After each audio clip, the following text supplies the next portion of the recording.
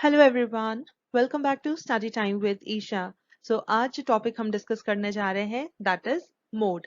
तो measures of central tendency में अभी तक हमने पढ़ा है मीन एंड मीडियन, और उससे रिलेटेड हमने बहुत सारे टॉपिक्स अभी तक कवर कर लिए हैं। तो अब हमारा ये जो लास्ट मेजर रहता है सेंट्रल टेंडेंसी का, इसे हम कहते हैं मोड। तो आइए समझते हैं मोड क्या है। देखिए, अगर हम सिंपल टर्म्स में बात करें तो मोड हमारी वो वैल्यू होती है that repeats for the maximum number of times. ठीक है, तो हमने क्या कहा, value that repeats for the maximum number of times. ठीक है, तो आपको क्या याद रखना है, ये भी बिल्कुल सिंपल हम बात कर रहे हैं मोड के बारे में कि it is the value that repeats for the maximum number of times. ठीक है, तो अगर हम इसको ऐसे समझे, देखिए फॉर एग्जांपल एक क्लास है जिसमें 150 स्टूडेंट्स हैं, राइट। अब यूजुअली क्या होता है, अगर हम एक आइडियल सिचुएशन मान के चलें तो नॉर्मली क्या होता है कि अगर इतने स्टूडेंट्स हैं और अगर हम उनके रिजल्ट की बात करें किसी एक सब्जेक्ट की, तो यूजुअली क्या होता है कि मैक्सिमम नंबर ऑफ स्टूडेंट्स जो होंगे वो हो सकता है 60 से लेकर 70 या 75 की रेंज में फॉल करते हो। ठीक है, ऐसा नहीं होता है ना कि मतलब मैक्सिमम बच्चे फेल हो गए, या मतलब 10 से लेकर 20 या 25 इतने मार्क्स मैक्सिमम बच्चों के आ गए। या फिर ऐसा भी यूजुअली नहीं होता है कि बहुत सारे मैक्सिमम बच्चों के मार्क्स 80 या 80 अबव आ गए। ठीक है, ऐसा नहीं होता है ना। मैक्सिमम बच्चे कहाँ फॉल करते हैं, कहीं सेंटर की रेंज में। ठीक है, तो उसे ही इसीलिए हम बोलते हैं कि ये जो हमारे मेजर्स हैं ये हमें देते हैं value that lies in the centre. तो एवरेज जो हमने पढ़ा, मीन, फिर हमने मीडियन देखा, और अब हम बात कर रहे हैं मोड की। ठीक है, अब लेकिन मोड हमें क्या चाहिए, एक सिंगल वैल्यू। तो मोड हमें एक सिंगल वैल्यू कैसे देता है, ये हमें वो वैल्यू बताता है जो हमारे डेटा में maximum number of times repeat हो रही है। ठीक है, अब इसके अलावा आपको एक चीज और याद रखनी है, सिर्फ ये नहीं है, इसके साथ एक कंडीशन और जुड़ी हुई होती है। और वो कंडीशन क्या होती है, इट इज दैट वैल्यू। ये आपको, ये मैंडेटरी है, ये पता होना चाहिए। It is that value around which around which the items, चलिए थोड़ा अलग लैंग्वेज में लिखते हैं, around which the items tend to be heavily concentrated। heavily concentrated कहने का मतलब ये है कि ये एक ऐसी वैल्यू है जिसके आसपास मैक्सिमम वैल्यूज लाए करती हैं। ठीक है, फॉर एग्जाम्पल हम बोलते हैं कि अगर 70 मार्क्स हैं जो मैक्सिमम बच्चों के आए हैं, ठीक है, तो हम बोल रहे हैं कि सबसे ज्यादा बच्चे जो होंगे वो इसी के आसपास फॉल करते होंगे। मतलब हो सकता है 60 से लेकर 75 की रेंज में मैक्सिमम बच्चे फॉल करते हो, फिर काफी कम बच्चे हैं जो इससे नीचे की रेंज में है, और काफी कम बच्चे हैं जो इससे ऊपर की रेंज में है। ठीक है, अब कैलकुलेट कैसे करना है, कैलकुलेट करने के लिए हमारे पास डिफरेंट मेथड है। ये जो कंडीशन अभी हमने आपको लिखवाई है, that it is that value around which the items tend to be heavily concentrated, ये हमारी कंडीशन यूज होगी एक पर्टिकुलर टाइप ऑफ क्वेश्चन के लिए। तो हम क्या करेंगे, हम तीनों सीरीज आज की वीडियो में डिस्कस करेंगे, individual series, discrete series and continuous series. और तीनों केसेस में हमने क्या करना है, एक चीज जहां पर सिंपली कुछ सिचुएशंस होंगी जहां पर हमें डायरेक्टली देखकर ही पता लग जाएगा कि मोड क्या है, value that represents maximum number of times. ठीक है, तो आइए पहले हम देखते हैं हमारे इसमें मेथड्स क्या रहेंगे, फिर हम क्वेश्चंस आगे डिस्कस करेंगे। मोड कैलकुलेट करने के लिए मेनली हमारे पास दो मेथड्स रहेंगे। पहला होगा इंस्पेक्शन मेथड, इंस्पेक्शन मेथड, और दूसरा हमारा होगा ग्रुपिंग एंड एनालिसिस टेबल। ठीक है, ग्रुपिंग एंड एनालिसिस टेबल। तो इंस्पेक्शन मेथड हमारा कहां पर यूज होगा, जहां पर हमने कहा कि हमें डायरेक्टली पता लग जाएगा कि हाईएस्ट फ्रीक्वेंसी किस वैल्यू की है, मतलब कौन सी वैल्यू सबसे ज्यादा बार रिपीट हो रही है, राइट। फिर ग्रुपिंग एंड एनालिसिस टेबल कहां पर यूज होगा, ये वहां पर यूज होगा कि जहां पर देखिए दो सिचुएशंस होंगी, या तो हमारा बाय मॉडल है डेटा, मतलब दो वैल्यूज हैं जो हाईएस्ट है, मतलब 70 भी 10 बार रिपीट हो रहा है, 72 भी 10 बार रिपीट हो रहा है। ठीक है, तो इसका मतलब 10 अगर हमारी हाईएस्ट फ्रीक्वेंसी है तो ये दोनों ही वैल्यूज हो गई ना। तो अब इनमें से कौन सा मोड है हमें एक वैल्यू डिसाइड करनी पड़ेगी, ठीक है। तो ये जहां पर दो या दो से ज्यादा, ठीक है, बाई मॉडल हो या फिर मल्टी मॉडल हो, दो या दो से ज्यादा अगर मोड आते हैं हमारी डिस्ट्रीब्यूशन में तो हम उसे कहते हैं ग्रुपिंग। वहां पर हमें यूज करना है ग्रुपिंग एंड एनालिसिस टेबल, ठीक है। इसके अलावा अगर आपको डायरेक्टली क्वेश्चन में कहा गया है कि आपको मोड कैलकुलेट करना है इसी मेथड से, फिर तो आपको यही मेथड लगाना है, ठीक है। इसके अलावा अगर नहीं भी लिखा है तो आपको एक चीज का ध्यान रखना है, specifically in discrete and continuous series, ठीक है। अगर आपकी हाईएस्ट फ्रीक्वेंसी और जो उससे सेकंड हाईएस्ट फ्रीक्वेंसी है अगर उसमें बहुत कम डिफरेंस है, यूजुअली एक का डिफरेंस क्वेश्चन में आता है, ठीक है। जैसे हाईएस्ट फ्रीक्वेंसी 40 है और उससे कम वाली फ्रीक्वेंसी से 39 है, ठीक है। तो एक का ही डिफरेंस है ना, तो उस केस में भी आपको ग्रुपिंग एंड एनालिसिस टेबल ही लगाना होता है, ठीक है। तो ये तीन चार सिचुएशंस हैं जहां पर ये वाला मेथड आपका यूज होता है, ठीक है। और ये जो हमने अभी बोला हाईएस्ट फ्रीक्वेंसी और उससे कम वाली फ्रीक्वेंसी, ये हमने क्यों बोला, क्योंकि जो हमने अभी सेकंड कंडीशन बोली ना कि मोड हमारी वो वैल्यू होती है around which maximum number of values fall करती हैं। तो देखिए अब 40 है, 39 है फ्रीक्वेंसी, तो 40 के भी अराउंड मैक्सिमम हो सकते हैं, 39 के भी अराउंड बहुत सारी वैल्यूज लाइक कर रही हैं। तो अब 39 चूज करें या 40 चूज करें, तो जब ऐसी कोई सिचुएशन आएगी वहां पर भी हम ग्रुपिंग और एनालिसिस टेबल ही लगाएंगे। लेकिन यूजुअली जो इंडिविजुअल सीरीज होती है उसमें हम इंस्पेक्शन मेथड से ही काम चला लेते हैं, ठीक है। उसमें यूजुअली सिंपल क्वेश्चन रहता है, ठीक है। तो आइए सबसे पहले अब हम देखते हैं individual series. So this is the question, mode calculate करना है from the following data of the marks obtain bye 10 students, ठीक है।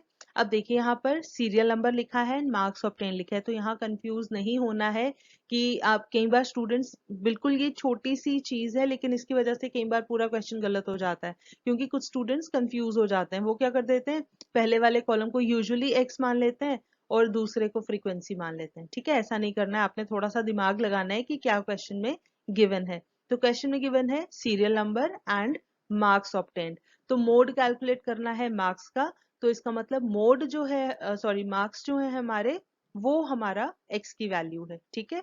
तो हम बोलेंगे ये जो मार्क्स ऑब्टेन्ड गिवन है this is the variable x। और सीरियल नंबर सिर्फ कंफ्यूज करने के लिए है, इसका मतलब सिंपली ये है कि हमने फर्स्ट स्टूडेंट से पूछा उसके कितने मार्क्स हैं, उसने बोला 10 मार्क्स हैं, दूसरे स्टूडेंट ने बोला 27 मार्क्स हैं, तीसरे स्टूडेंट ने बोला 24 मार्क्स हैं, फोर्थ स्टूडेंट ने बोला 12 मार्क्स हैं, एंड सो ऑन, ठीक है। तो इस तरीके से आपको इंफॉर्मेशन गिवन है, राइट।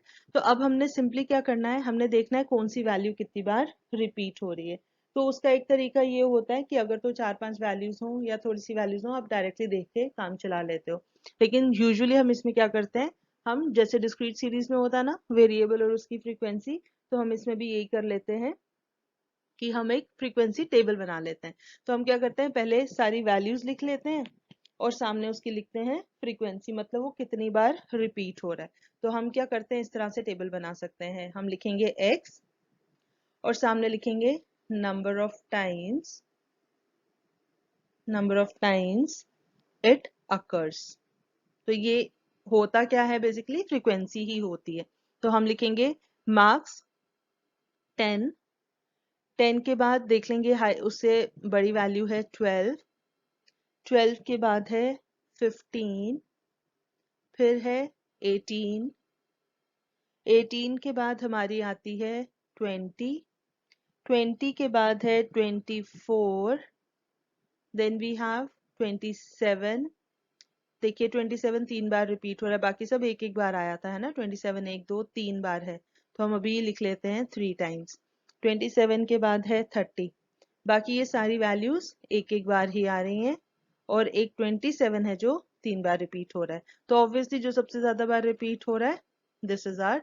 3 को नहीं लिखना है, ये भी यूजुअली स्टूडेंट्स गलती कर देते हैं कि 3 हाईएस्ट है इसी को बोल देते हैं मोड, ऐसा नहीं है, ठीक है। This is wrong.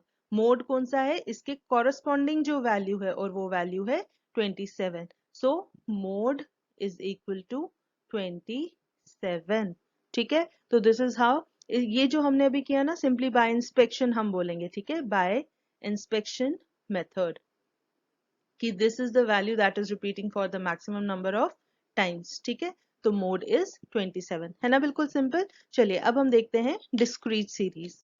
Example number 2. Now this is mode in case of discrete series. We have to calculate mode from the following data. हमें question में क्या given है, देखिए यहाँ पर दो columns बने हैं. One is size of garment and the other is number of persons wearing that size of garment. ठीक है, तो अगर हमें इसका mode निकालना है, size of garment हमारा बन जाएगा variable x and number of persons wearing is frequency f. ठीक है, तो इस question का मतलब क्या है कि अगर हम बात करें size 28 की, तो how many people are wearing? 10 persons are wearing this size of garment. अगर हम 29 साइज की बात करें तो कितने लोग वो साइज पहन रहे हैं? 20 persons. ठीक है, तो अब यही डेटा इसी तरीके से बाकी की वैल्यूज गिवन है. तो अगर हम ये डेटा देखें यहाँ पर बिल्कुल सिंपल है. देखिए हमें क्या देखना है, फ्रीक्वेंसीज. हम क्या कहते हैं, मोड क्या है, हाईएस्ट फ्रीक्वेंसी वाली वैल्यू. तो अगर हम यहाँ पर देखें हाईएस्ट फ्रीक्वेंसी कहाँ पर है, 65. ठीक है, तो मतलब ये जो 31 साइज ऑफ गारमेंट है, ये maximum number of people are wearing this size. ठीक है, अगर लेकिन आपको एक चीज और देखनी है, इससे नेक्स्ट सेकंड हाईएस्ट कौन सी है. तो अगर हम सेकंड हाईएस्ट देखें, इसके आसपास सिर्फ 50 है, 40 है, तो काफी डिफरेंस है. तो यहाँ पर सिंपली बाय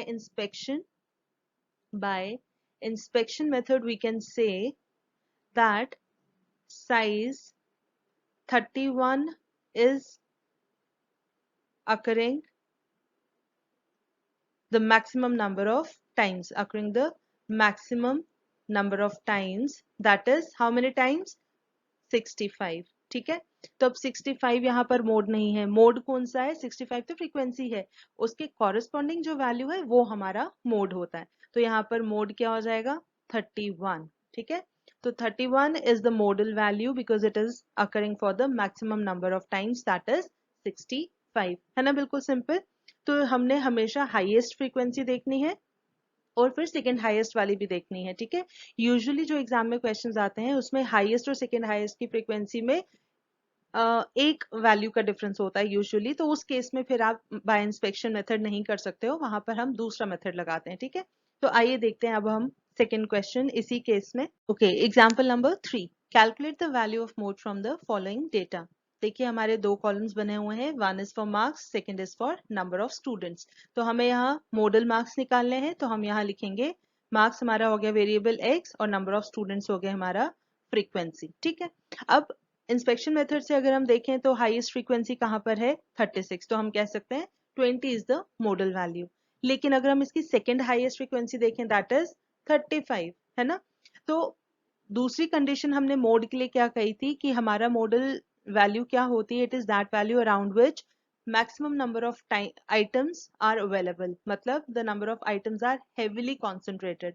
तो देखिए अब 36 के आसपास हम देखें, एक साइड 12 है, एक साइड 35 है. अगर हम 35 देखें तो एक साइड 36 है, दूसरी साइड 28 है ना. तो हम कह सकते हैं कि 35 के आसपास तो ज्यादा हेविली कॉन्सेंट्रेटेड है ना. तो इसी प्रॉब्लम को सॉल्व करने के लिए हम क्या करते हैं, we use grouping table and analysis table. ठीक है, तो ऐसी सिचुएशन में वैसे तो आपको खुद ही देख लेना चाहिए, लेकिन अगर नहीं भी हो, कई बार क्वेश्चन में डायरेक्टली गिवन ही होता है एग्जाम में कि आप ग्रुपिंग टेबल और एनालिसिस टेबल यूज करके मोड की वैल्यू फाइंड आउट करो. ठीक है, फिर तो ऐसी सिचुएशन हो या ना हो, आपको यही मेथड लगाना है. लेकिन अगर मेंशन नहीं है तो आपको ये चीज देखनी है कि हाईएस्ट फ्रीक्वेंसी और उससे सेकेंड हाईएस्ट फ्रीक्वेंसी में अगर एक दो वैल्यूज का डिफरेंस है तो प्रेफरेबली आप यही मेथड यूज करेंगे, grouping table and analysis table. ठीक है, अब सबसे पहले हम देखते हैं कि ग्रुपिंग टेबल हमें कैसे बनाना है. चलिए देखिए यहाँ ग्रुपिंग टेबल है, हमने फॉर्मेट यहाँ बना रखा है. हमने मार्क्स के लिए सिंपली x लिख दिया है और नंबर ऑफ स्टूडेंट्स के लिए फ्रीक्वेंसी लिख दिया है. अब यहाँ पर हमने देखिए और कितने सारे कॉलम्स बनाए हैं. तो हम क्या करेंगे, जो फ्रीक्वेंसी वाला कॉलम है उसको हम मानेंगे कॉलम 1. ठीक है, उसके बाद we have second column, third column, fourth column, fifth column and sixth column. Usually exam में जो क्वेश्चंस आएंगे 6 कॉलम तक आपके बन ही जाते हैं. ठीक है, उसके बाद अब देखिए स्टेप्स आपको बहुत केयरफुली देखने हैं. सबसे पहला स्टेप क्या है कि आपने जो फर्स्ट कॉलम है फ्रीक्वेंसी वाला, आपने उसमें जो हाईएस्ट फ्रीक्वेंसी है उसको सर्कल कर लेना है. ठीक है, तो हम क्या करेंगे, इसे सर्कल कर लेंगे. तो यहाँ हाईएस्ट 36 है, हमने 36 को सर्कल कर लिया. सेकेंड स्टेप में आता है, अब आपको दो दो वैल्यूज को, फ्रीक्वेंसी की दो दो वैल्यूज को ऐड करते जाना है, ठीक है। और ये हम सेकेंड कॉलम की बात कर रहे हैं, सेकेंड कॉलम की वैल्यूज हमें चाहिए ना, तो उसके लिए हमें क्या करना है, what is the step, you have to calculate frequencies in twos, मतलब दो दो फ्रीक्वेंसी को ऐड करना है, मतलब 8 और 12 को ऐड करेंगे, ठीक है। हम यहाँ नहीं लिखते हैं, चलिए इसके बाहर लिखते हैं ताकि आपको टेबल में पता लग जाए क्या करना है। हम क्या करेंगे, 8 और 12 को ऐड करेंगे, 36 और 35 को ऐड करेंगे, 28 और 18 को ऐड करेंगे। अब 9 के साथ दूसरी कोई फ्रीक्वेंसी अवेलेबल नहीं है तो इसको हम ऐसे ही छोड़ देंगे, ठीक है। अब क्या करेंगे, जब इन दोनों को हमने ऐड करना है, 8 प्लस 12 ये बनता है 20, हम 20 लिखेंगे इसके सेंटर में, इन दोनों वैल्यूज के सेंटर में लिखना है, ठीक है। तो जब आप एग्जाम में, सॉरी, जब आप अभी नोटबुक पे प्रैक्टिस करने के लिए ये टेबल बनाएंगे तो आप क्या करें, एक एक लाइन छोड़कर ये वैल्यूज लिख लें। हमने तो कॉलम रोज थोड़ी बड़ी बड़ी कर ली हैं तो इसलिए हम सेंटर में लिख पा रहे हैं। आप अपनी कॉपी में एक एक लाइन छोड़कर, जैसे 8 पहली वैल्यू लिखी, 10 और 8, फिर एक लाइन छोड़ दो, नेक्स्ट लाइन में दूसरी रो बनाओ, फिर एक लाइन छोड़ो, फिर एक रो बनाओ एंड लाइकवाइज, ठीक है। उससे क्या होगा, सेंटर में वैल्यूज लिखना इजी हो जाएगा। चलिए, 8 और 12 20, उसके बाद है 36 एंड 35, ये कितना बनता है, दिस इज 36 प्लस 35 इज 71, तो इन दोनों के सेंटर में हम लिखेंगे 71। उसके बाद है 28 प्लस 18, ये बनता है 46, तो इन दोनों के सेंटर में हम लिखेंगे 46। I hope this is clear. तो सेकेंड कॉलम हमें कैसे बनाना है, दो दो फ्रीक्वेंसीज को ऐड करके। उसके बाद आती है थर्ड कॉलम की बारी। तो थर्ड कॉलम में अब क्या करना है, पहली रो छोड़ देनी है, पहली फ्रीक्वेंसी की वैल्यू छोड़ देनी है और फिर दो दो को ऐड करना है, ठीक है। मतलब अब 8 को छोड़ दो, 12 और 36, तो हम क्या करेंगे, इस तरीके से बना लेते हैं, 12 और 36 को ऐड करना है, 35 और 28 को ऐड करना है, 18 और 9 को ऐड करना है, ठीक है। और अगेन इनके सेंटर में ही लिख लेना है। तो सेंटर में कैसे लिखना है, 12 प्लस 36 कितना होता है, 48, तो हम लिखेंगे इन दोनों के सेंटर में 48। उसके बाद है 35 एंड 28, तो दोनों को ऐड करेंगे, ये बन जाएगा हमारा 3 4 5 6 63, तो हम इन दोनों के सेंटर में लिख लेंगे। और फिर लास्ट में आता है 18 एंड 9, दोनों का टोटल 27, दोनों के सेंटर में लिख लेंगे। I hope this is clear, simple. चलिए, अब आता है हमारा फोर्थ कॉलम। अब हमें क्या करना है, तीन तीन फ्रीक्वेंसीज को ऐड करना है, ठीक है। तो तीन तीन फ्रीक्वेंसीज मतलब 8 12 एंड 36, तो हम ये ऐसे लाइन बना लेंगे, 8 12 एंड 36, उसके बाद 35 28 एंड 18, फिर 9 रह जाएगा, उसको एज इट इज छोड़ देंगे, ठीक है। चलिए, अब आ गया हमारा 8 प्लस 12 इज 20, 20 प्लस 36 इज 56, तो हमने क्या करना है, इन तीनों का सेंटर आएगा यहाँ पर सेकेंड रो में, है ना। उसके बाद 35 प्लस 28 प्लस 18 आता है हमारा 81, तो 81 इनके सेंटर में आ जाएगा यहाँ पर, और फिर लास्ट वाली वैल्यू रह जाएगी, ठीक है। फिफ्थ कॉलम में अब हमने एक वैल्यू छोड़नी है और तीन तीन को ऐड करना है, मतलब 12 36 एंड 35, उसके बाद 28 18 एंड 9, तो हमारी ये वैल्यू पहले में आ जाएगी 83 और दूसरे में आ जाएगी 55, ठीक है। आप चेक कर सकते हैं कैलकुलेट करके। तो 12 36 35 को ऐड किया तो 36 सेंटर में है, उसके सामने हमने 83 लिख दिया, ठीक है। उसी तरीके से 28 18 और 9 का टोटल आता है 55, तो हमने 18 क्योंकि सेंटर में है उसके सामने 55 लिख लिया, राइट। अब आ गया सिक्स्थ कॉलम। तो सिक्स्थ कॉलम में अब क्या करना है, पहली दो फ्रीक्वेंसीज छोड़नी है और नेक्स्ट तीन को ऐड करना है। तो मतलब पहली दो छोड़ दो, उसके बाद 36 35 एंड 28, और उसके बाद दो ही रह गई तो हम इसको भी कुछ नहीं करेंगे क्योंकि तीन तीन ऐड करनी है, ठीक है। अब इन तीनों को अगर हम टोटल करेंगे तो हमारे पास कितना आ जाएगा, this is 36 plus 35 plus 28 is 11 9, this is 99। I hope this is clear. तो चलिए एक बार फटाफट से मैं बताऊं हमने क्या किया। फर्स्ट कॉलम हमारा फ्रीक्वेंसी वाला है, सेकेंड कॉलम में दो दो की फ्रीक्वेंसीज को ऐड करना है, फिर हमने एक फ्रीक्वेंसी छोड़ के दो दो को ऐड करना है, फिर हमने तीन तीन को ऐड करना है, फिर एक छोड़नी है और तीन तीन को ऐड करना है, फिर दो छोड़नी है और तीन तीन को ऐड करना है, ठीक है। बिल्कुल सिंपल है, इसी तरीके से बोल बोल के याद करोगे तो आपको फटाफट से याद हो जाएगा, ठीक है। अब इसके बाद हमें क्या करना है, जैसे हमने फर्स्ट कॉलम में 36 को हाईएस्ट फ्रीक्वेंसी को सर्कल किया ना, वैसे ही हमने हर एक कॉलम में जो हाईएस्ट वैल्यू है उसको सर्कल कर लेना है, ठीक है। अब देखिए सेकेंड कॉलम में हाईएस्ट है 71, नेक्स्ट कॉलम में है 63, नेक्स्ट कॉलम में है 81, उसके बाद है 83 और फिर लास्ट में तो 99 ही है। तो हम क्योंकि हाईएस्ट है तो सर्कल कर लेते हैं, ठीक है।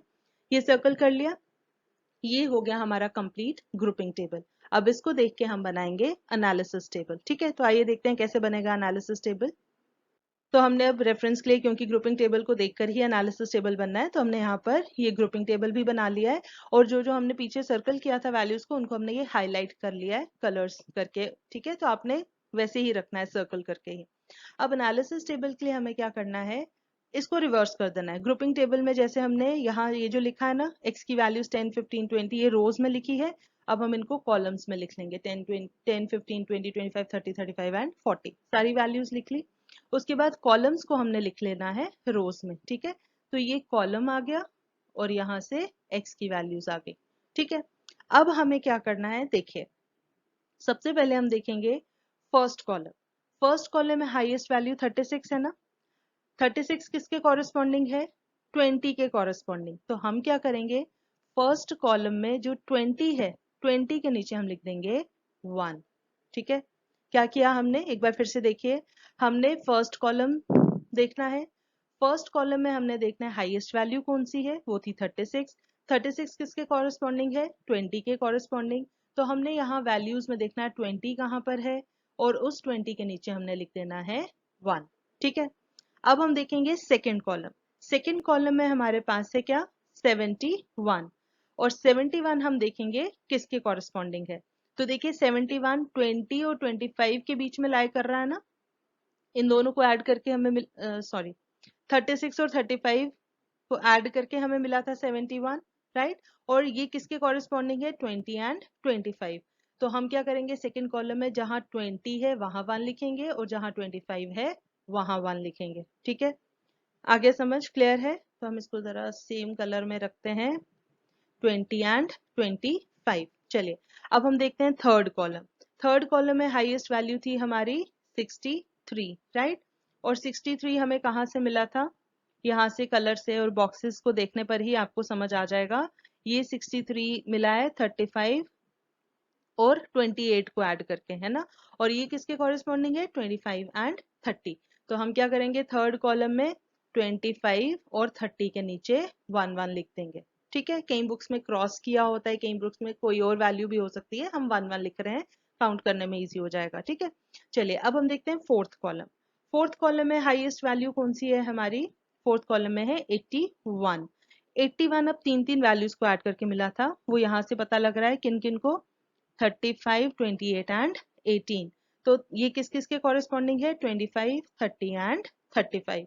तो फोर्थ कॉलम में आ जाएगा हमारा 25, 30 एंड 35, तीनों के नीचे एक एक 1, ठीक है। चलिए अब देखिए फिफ्थ कॉलम। फिफ्थ कॉलम में है हमारे पास 83, और 83 किसके कॉरेस्पॉन्डिंग है, 12, 36 एंड 35। और ये किसके कॉरेस्पॉन्डिंग है, 15, 20 एंड 25। 15, 20, 25, राइट। उसके बाद आ जाइए सिक्स कॉलम पे। सिक्स कॉलम में है 99, और वो किन तीन वैल्यूज के कॉरेस्पॉन्डिंग है, 99 है 36, 35 एंड 28। और ये आ गया 20, 25 एंड 30। तो ये आ जाएगा 20, 25 एंड 30, ठीक है। ये हो गया कंप्लीट। अब सिंपल हमें क्या करना है, ये जो नीचे लास्ट में रो लिखी है ना हमने टोटल, हमने इन सारे वंस को टोटल करते जाना है फॉर एवरी कॉलम। तो 10 के लिए ये है 0, 15 वाले में है 1, 20 वाले में है 1, 2, 3 एंड 4, 25 में है 1, 2, 3, 4 एंड 5। उसके बाद 30 में है 1, 2, 3, 35 में है 1, और 40 में है कुछ भी नहीं, ठीक है। बस अब सिंपल है। ये जो भी हमने टोटल निकाला है ना, जहां पर टोटल मैक्सिमम होगा वो उसके कॉरेस्पॉन्डिंग हमारी वैल्यू जो होगी वो मॉडल वैल्यू होगी। अब इनमें हाईएस्ट वैल्यू कहाँ पर है, 5, और ये किसके कॉरेस्पॉन्डिंग है, 25। इसका मतलब 25 is the model value. Simple है, ठीक है। तो यहाँ पर हम क्या लिखेंगे, लास्ट में हमारी लाइन होगी कॉरेस्पॉन्डिंग टू, कॉरेस्पॉन्डिंग, आपको आंसर इसी तरीके से लिखना है, ठीक है। तो corresponding to the maximum total 5 the value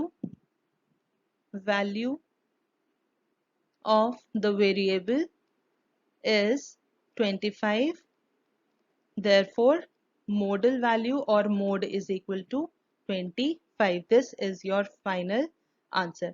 तो इस तरीके से हमें ग्रुपिंग टेबल और एनालिसिस टेबल बनाना है। एनालिसिस टेबल के लास्ट में जो टोटल आएगा उसमें हमें देखना है मैक्सिमम टोटल कहाँ पर है और फिर उसके कॉरेस्पॉन्डिंग कौन सी वैल्यू है। तो यहाँ से हमें मिल जाएगा हमारा final answer. I hope this is clear. बिल्कुल सिंपल है, बस आपको एक दो बार प्रैक्टिस करनी है, आपको आराम से ये समझ आ जाएगा। ठीक है, तो ये था हमारा grouping and analysis table in case of discrete series. चलिए अब एक क्वेश्चन करते हैं in case of continuous series.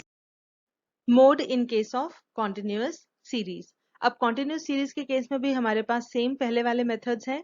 We have inspection method and we have grouping and analysis table.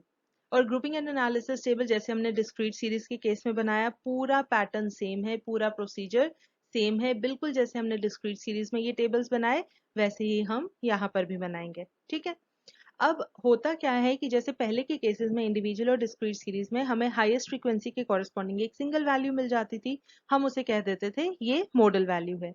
लेकिन जब हम कॉन्टिन्यूस सीरीज की बात कर रहे हैं तो हमें हाईएस्ट फ्रीक्वेंसी के कॉरेस्पॉन्डिंग एक सिंगल वैल्यू नहीं मिलेगी, हमें क्या मिलेगा, क्लास इंटरवल। मतलब हमें ये पता लगेगा कि कौन से क्लास इंटरवल में हमारी मोड की वैल्यू या मॉडल वैल्यू लाई करती है। ठीक है, अब वो मॉडल वैल्यू फिर हम कैसे फाइंड आउट करेंगे, with the help of a formula.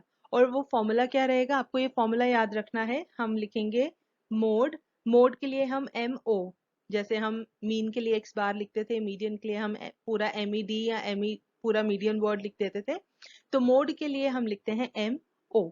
Right, आप पूरा मोड भी लिख सकते हैं। तो इसके लिए क्या फॉर्मूला रहेगा, mode is equal to L plus delta 1 upon delta 1 plus delta 2 into I. Again I is the class interval. ठीक है, अब डेल्टा 1 और डेल्टा 2 क्या है और L की वैल्यू क्या है। L जैसे हम मीडियन में बोलते थे कि L जो होता है वो क्या है, लोअर लिमिट। ठीक है, तो यहाँ पर भी हम बोलेंगे L is the lower limit of the modal class। ठीक है, अब बात आई डेल्टा 1 और डेल्टा 2 की, तो हम डेल्टा 1 और डेल्टा 2 क्या होता है, डेल्टा 1 होता है difference between the frequency of model class and pre model class F1 minus F0, और डेल्टा 2 हमारा होता है difference between model class and post model class. ठीक है, अभी आपको कैसे याद रखना है, देखिए फॉर एग्जांपल हमारे पास है से 0 to 10, 10 to 20, 20 to 30, 30 to 40। ठीक है, और इनकी फ्रीक्वेंसीज सपोज गिवन है 5, 7, 9, 3, इस तरीके से है। ठीक है, यहाँ पर क्या हो जाएगा, देखिए सपोज हम कहते हैं हाईएस्ट फ्रीक्वेंसी है 9, राइट, तो इसके कॉरेस्पॉन्डिंग हम बोलते हैं this is the model class, है ना। तो यहाँ पर कैसे आपको याद रखना है, जो मॉडल क्लास है उसकी फ्रीक्वेंसी को हमने बोलना है F1, F0 हो गया उससे पहले वाली, F2 हो गया उसके बाद वाली। ठीक है, मतलब this is pre model class, this is post model class, right. अब ये जो हमने बार लगाया है ना दोनों साइड पे, इसका मतलब क्या होता है, we have to take the absolute value, मतलब we have to ignore the sign. अगर F1 माइनस F0 करके नेगेटिव वैल्यू आती है, सपोज -3 आता है, तो हमने उसको सिर्फ 3 लेना है फॉर्मूले में, माइनस को इग्नोर कर देना। ठीक है, we have to take the absolute value, we have to ignore the negative sign. वैसे ही अगर F1 माइनस F2 करके अगर -10 आता है, तो हमने इस माइनस को इग्नोर करके सिर्फ फॉर्मूले में क्या वैल्यू पुट करनी है, 10। ठीक है, तो सिंपली आपको क्या करना है, delta 1 upon delta 1 plus delta 2, I is the class interval as always. ठीक है, ये फॉर्मूला हमें यूज करके मोड की वैल्यू मिल जाएगी। ठीक है, अब इसके अलावा हमने एक सिचुएशन जो डिस्क्रीट सीरीज में भी हो सकती है वो हमने भी डिस्कस नहीं की थी, तो उसके लिए हमने क्या करना है, वो क्या सिचुएशन है, in case of ill defined. ठीक है, हम यहाँ अलग से लिख देते हैं, यहाँ पर लिखते हैं if mode is ill defined.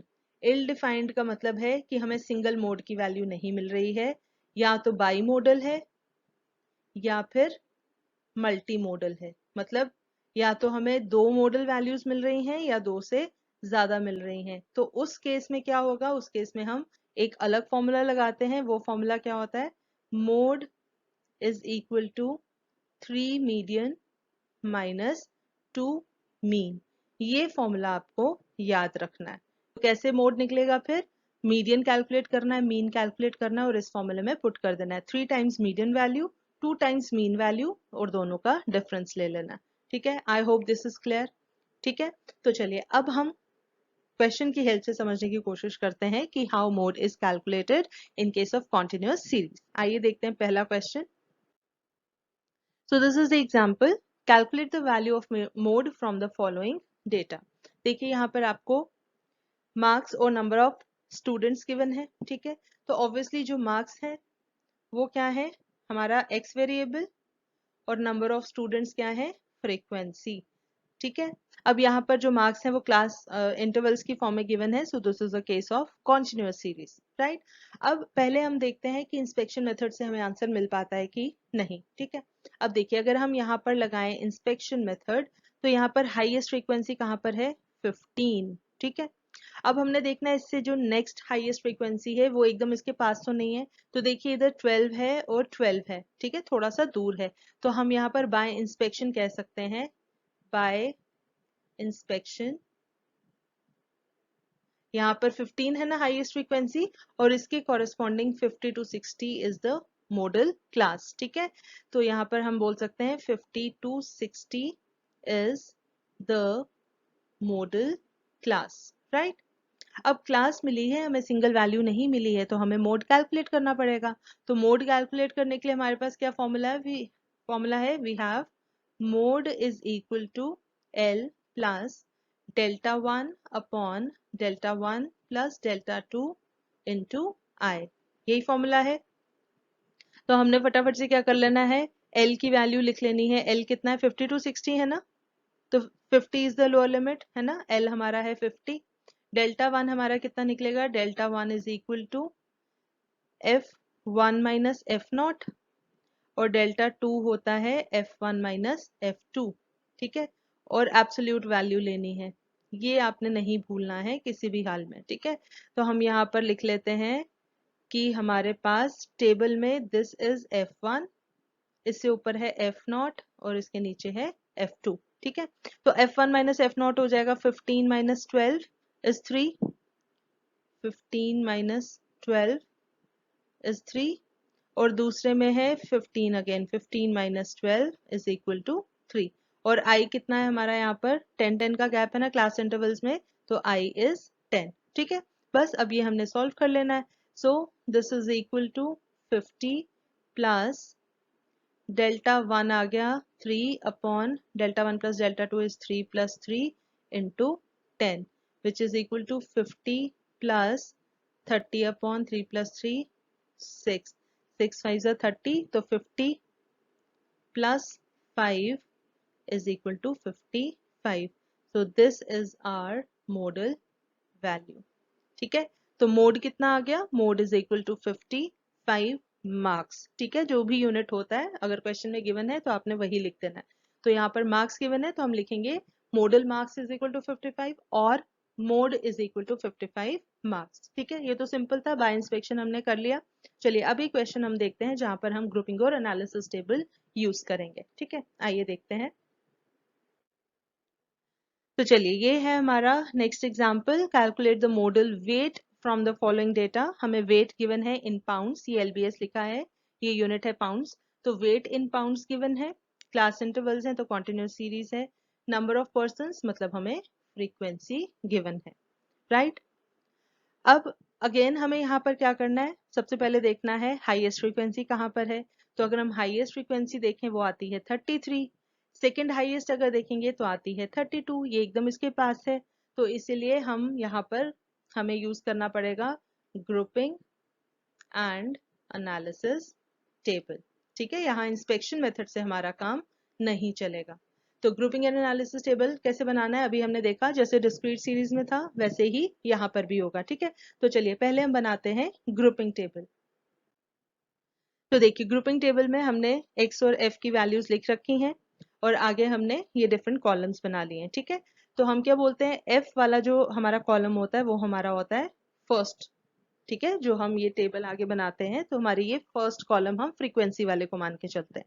ठीक है, अब पहला स्टेप हमें क्या करना है, फटाफट से, अब आपको इस चीजों की समझ है, टेबल कैसे बनाना है आपको पता है, तो फटाफट से आप कैलकुलेट कर लीजिए, हम यहाँ पर साथ साथ लिखते जाते हैं। ठीक है, तो हमें सेकेंड कॉलम, पहले तो फर्स्ट कॉलम में हाईएस्ट 33 है, हम इसको सर्कल करके रख लेते हैं।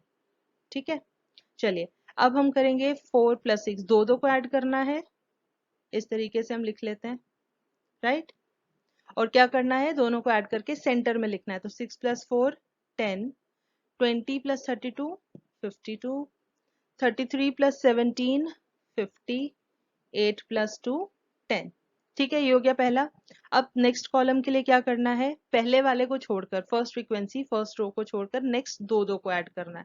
तो अब हम 4 को छोड़ देंगे और नेक्स्ट दो दो को ऐड करते जाएंगे, तो लास्ट में एक सिंगल वैल्यू बचती है 2, उसको हम इग्नोर करेंगे। तो अब ऐड करेंगे 6 + 20 26, then 32 + 33 is 65, and then 17 + 8 is 25। ठीक है, नेक्स्ट स्टेप में तीन तीन को ऐड करना है, तो इस तरीके से हम लिख लेंगे 1 2 3, लास्ट में दो बच जाएंगी वैल्यूज, उसको हम इग्नोर कर देंगे। ठीक है, तो हमारी वैल्यूज क्या बनेगी, पहली है 4 6 26 + 4 10 + 20 is 30, तो सेंटर में हमारा ये आ जाता है। ठीक है, उसके बाद नेक्स्ट 32 33 और 17, इनको ऐड करके बनता है ये 1 2 3 4 5 6 7 80 7 8 9 10 11 82। ठीक है, फिर उसके बाद पहला छोड़ना है और तीन तीन को ऐड करना है, लास्ट में फिर एक बच जाएगा, उसको हम इग्नोर करेंगे। तो ये बन गया 6 + 20 + 32 is 58, और नेक्स्ट 33 + 17 + 8 is again 58। ठीक है, और फिर लास्ट कॉलम में अब दो को छोड़ के तीन तीन को ऐड करना है, इस तरीके से। ठीक है, तो अब ये बन गया 20 + 32 + 33 is 85, और लास्ट में 17 + 8 9 10 + 17 is 27। ठीक है, ये बन गया। नेक्स्ट काम हमें क्या करना होता है, जो हमारी हाईएस्ट फ्रीक्वेंसीज हैं उनको हम हर एक कॉलम में जो हाईएस्ट वैल्यू है हम उसको सर्कल करते हैं। तो पहले में 33, दूसरे में है 52, नेक्स्ट में है 65, फिर है 82, उसके बाद ये दोनों ही हैं 58 58, तो हम दोनों को ही सर्कल कर लेंगे, और लास्ट में वी हैव 85। ठीक है, ये बन गया हमारा ग्रुपिंग टेबल। अब इसी टेबल की हेल्प से बनाना है हमें हमारा एनालिसिस टेबल, राइट। तो चलिए बनाते हैं एनालिसिस टेबल। तो यहाँ पर देखिए ग्रुपिंग टेबल हमने बना रखा हुआ है, इसी को देखकर हमने बनाना है एनालिसिस टेबल। तो एनालिसिस टेबल के लिए हमने क्या करना है, कॉलम्स, सॉरी, जितने हमारे कॉलम्स थे 1 से लेकर 6 तक, उनको हमने रोज में कन्वर्ट कर देना है, और जो हमारी रोज थी एक्स की वैल्यूज, उसको हमने कॉलम्स में कन्वर्ट कर देना है। ठीक है, अब हम देखेंगे पहला कॉलम। तो पहला कॉलम है हाईएस्ट वैल्यूज 33, 33 किसके कॉरेस्पॉन्डिंग है, 142 150 के कॉरेस्पॉन्डिंग। तो हम देखेंगे पहला कॉलम 142 150 है, ये यहाँ पर हम लिख देंगे 1। ठीक है, उसके बाद सेकेंड कॉलम में है 52, और ये किसके कॉरेस्पॉन्डिंग है, 20 + 32, और ये हो गया 120 to 30 130 to 40, 120 to 30 130 to 40। ठीक है, चलिए थर्ड कॉलम में है हाईएस्ट 65, और ये किसके कॉरेस्पॉन्डिंग है, 32 + 33, मतलब 130 to 140 140 to 150। ठीक है, चलिए नेक्स्ट कॉलम हमारा फोर्थ कॉलम, इसमें है 82, और 82 किसके कॉरेस्पॉन्डिंग है, ये तीन वैल्यूज के कॉरेस्पॉन्डिंग, 32 + 33 + 17, मतलब 130 to 140 140 to 150 150 to 160। तो 130 to 140 140 to 150 150 to 160 तीनों में रख दिया। अब आता है हमारा फिफ्थ कॉलम। तो फिफ्थ कॉलम में है 58 और 58, तो हमें दोनों ही कंसिडर करने पड़ेंगे। ठीक है, हम एक को इग्नोर नहीं कर सकते। तो इसका मतलब ये सारी वैल्यूज 100, ये है ना, यहाँ 6 से लेकर यहाँ तक 8 तक आ रहा है, तो इसके कॉरेस्पॉन्डिंग ये जितने क्लास इंटरवल्स हैं वो सब इंक्लूड होंगे, मतलब 110 to 120 से लेकर 160 to 170 तक सारे हमारे इंक्लूड होंगे। ठीक है, तो हमने सब में 1 1 लिख दिया। उसके बाद आता है हमारा last column, that is sixth column. तो वो है 85, 85 किसके कॉरेस्पॉन्डिंग हमें मिल रहा है, अगर हम देखें 20 + 32 + 33, तो ये आ गया 120 to 130, 120 to 130 से लेकर 130 to 140 एंड 140 to 150। ठीक है, हो गया कंप्लीट, सारे 1 1 हमने लिख दिए हाईएस्ट वैल्यूज के कॉरेस्पॉन्डिंग। अब नेक्स्ट टास्क क्या है हमारा, हमने इन वंस को ऐड करना है फॉर एवरी कॉलम। ठीक है, तो हर एक कॉलम, पहले कॉलम में कुछ नहीं है, दूसरे कॉलम में है 1, फिर है 3, नेक्स्ट में है 1 2 3 4 5, उसके बाद है 1 2 3 4 5 again 5, then we have 2 and then we have 1। ठीक है, ये सारे कैलकुलेट, और लास्ट में कुछ भी नहीं है। अब देखिए हम क्या कहते हैं, ये टोटल कैलकुलेट करने के बाद जो हाईएस्ट हमारा टोटल आता है उसके कॉरेस्पॉन्डिंग जो वैल्यू या क्लास इंटरवल होगा वो हमारा मॉडल वैल्यू या मॉडल क्लास होती है। ठीक है, लेकिन यहाँ पर हमारे पास दो मैक्सिमम वैल्यूज आ रही है ना, यहाँ 5 है तो 2 बार है ना, 5 इज द हाईएस्ट वैल्यू, लेकिन वो 2 बार है। इसका मतलब this is by model series, by model कह लो या इल डिफाइंड कह लो, है ना। सिंगल अगर नहीं है तो दैट इज इल डिफाइंड, हमारा मोड यहाँ पर क्लियर नहीं है। तो हम क्या करेंगे इस केस में, हमें वो फॉर्मूला लगाना पड़ेगा 3 मीडियन माइनस 2 मीन। ठीक है, तो हम क्या करेंगे आइए देखते हैं। सिंस, हम यहाँ लिख लेंगे सिंस दिस इज बाइमोडल सीरीज, बाइमोडल है ना, दो मोड आ रहे हैं, बाइमोडल सीरीज मतलब इल डिफाइंड है मॉडल, मोड जो है हमारा इल डिफाइंड मोड। तो देयरफॉर हम कैसे कैलकुलेट करेंगे, using this formula, mode is equal to 3 median minus 2 mean. अब आपने ग्रुपिंग एनालिसिस टेबल भूल जाना है, अब आपने सिर्फ ये फॉर्मूला देखना है और इस फॉर्मूले की जो रिक्वायरमेंट्स है आपने वो फुलफिल करनी है। ठीक है, तो अब क्या करोगे, जो आपको क्वेश्चन गिवन था इनिशियली आपने वो क्वेश्चन लिख लेना है।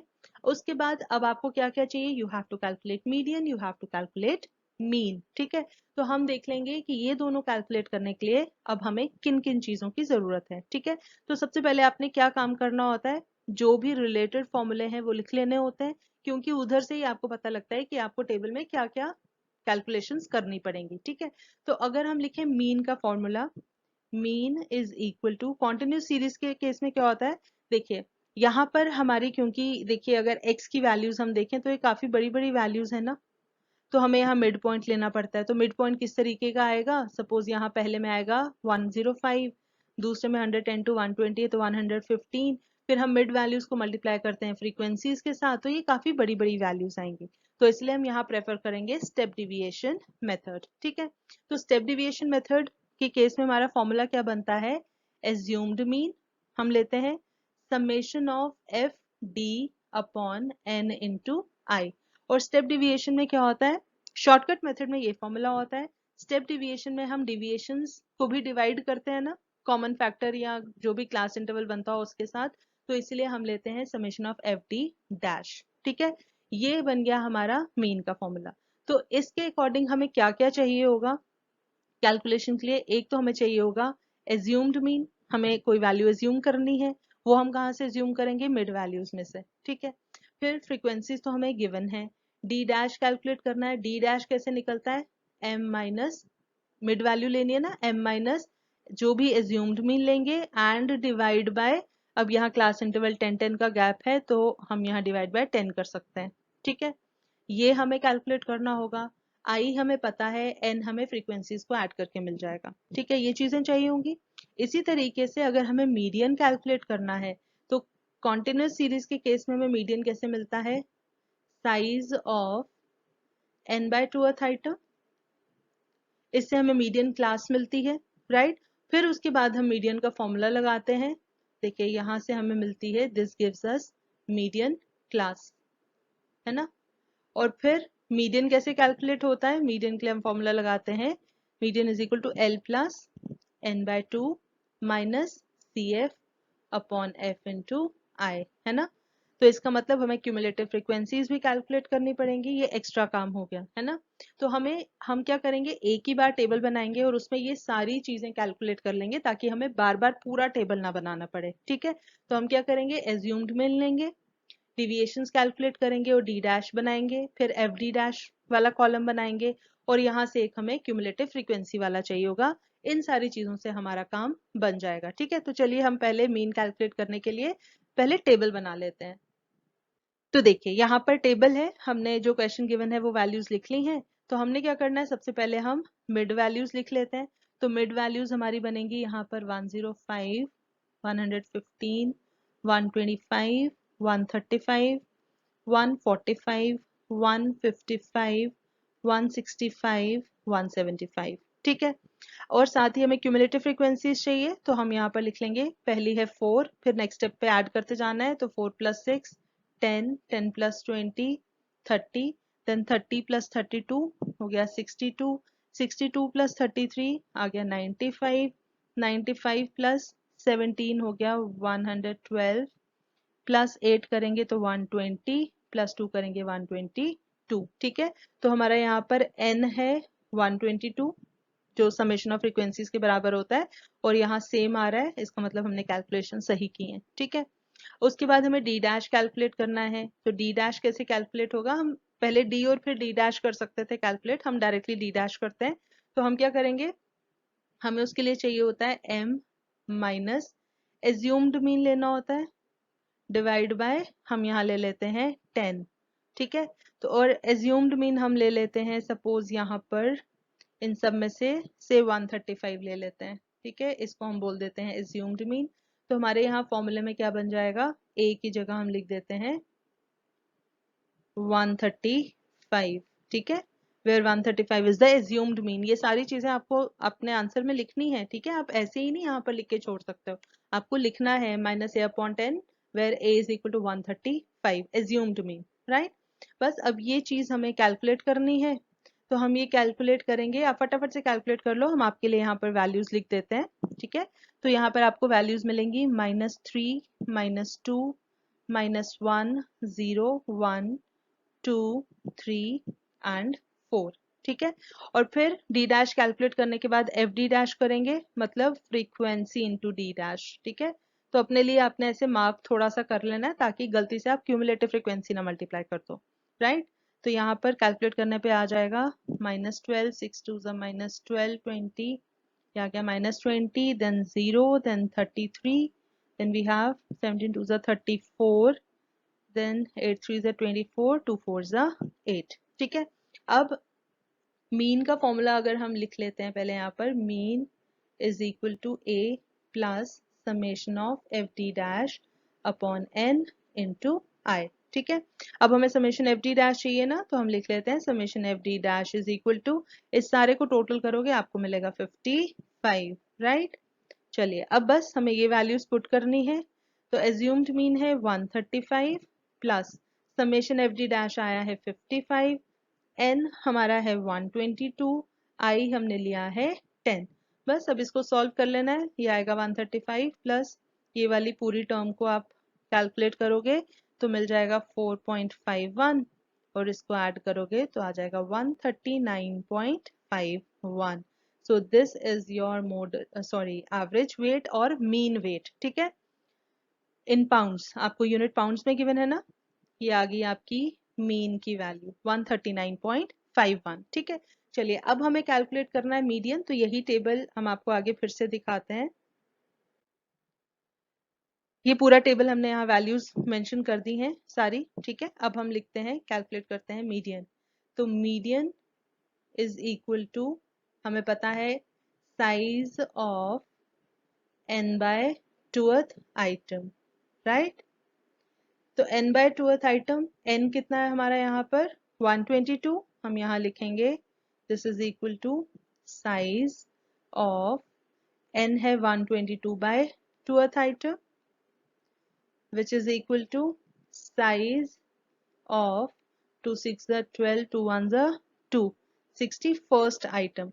अब हम देखते हैं इसके बाद क्यूमुलेटिव फ्रीक्वेंसी के 61 कहाँ लाई करता है। तो क्यूमुलेटिव फ्रीक्वेंसीज देखो तो 61 नहीं है, बट 61 से ऊपर 62 है, और इसके कॉरेस्पॉन्डिंग है 132 140। Therefore median lies in 132 140 class interval. ठीक है, बस अब हमने जल्दी से फॉर्मूला लगा लेना, median is equal to L plus n/2 minus CF upon F into i. अब देखिए यहाँ से 132 140 की लोअर लिमिट कितनी आ रही है हमारे पास, लोअर लिमिट है 130 प्लस n/2 अभी हमने ऊपर कैलकुलेट किया, ये आता है 61 माइनस क्यूमुलेटिव फ्रीक्वेंसी हम लेते हैं प्रीवियस क्लास की, दैट इज 30 अपॉन फ्रीक्वेंसी लेते हैं हम अपनी क्लास की, वो है हमारी 32 और आई है हमारा 10। इस पूरे को अगर आप सॉल्व करोगे तो आपको मीडियन की वैल्यू मिल जाएगी 139.69। This is the median weight. ठीक है, मीडियन मिल गया, मीन मिल गया, बस अब हमने फॉर्मूला लगाना है मोड का, 3 मीडियन माइनस 2 मीन, हमें आंसर मिल जाएगा। राइट, तो देखिए यहाँ पर mode is equal to 3 median minus 2 mean, फटाफट से यहाँ वैल्यू पुट कीजिए। This is equal to 3 into median है 139.69 माइनस 2 इंटू मीन हमने कैलकुलेट किया था 139.51। इसको सॉल्व करेंगे, फटाफट से सॉल्व कर लो, आंसर आ जाएगा 140.05। तो therefore modal weight is equal to 140.05 pounds. ठीक है, so this is your final answer. तो इस तरीके से हमें मोड कैलकुलेट करना है। तो विद दिस आई होप कि आपको सारे स्टेप्स समझ आ गए होंगे, सारे फॉर्मूले समझ आ गए होंगे। तो अगर इसके बाद भी कहीं पर कोई डाउट रहता है तो यू कैन कमेंट, आप कमेंट सेक्शन में कांटेक्ट कर सकते हैं। तो फिलहाल आज के लिए हमारी तरफ से इतना ही। विद दिस आई टेक, मगर जाने से पहले अगर आपको ये वीडियो पसंद आई हो तो इसे लाइक ज़रूर करें, अपने जानने वालों के साथ ज़्यादा से ज़्यादा शेयर करें, और हाँ, अगर आपने अभी तक इस चैनल को सब्सक्राइब नहीं किया है तो प्लीज़ इसे सब्सक्राइब ज़रूर करें। हम जल्दी हाजिर होंगे एक नए कॉन्सेप्ट के साथ, तब तक के लिए टेक केयर, बाय बाय।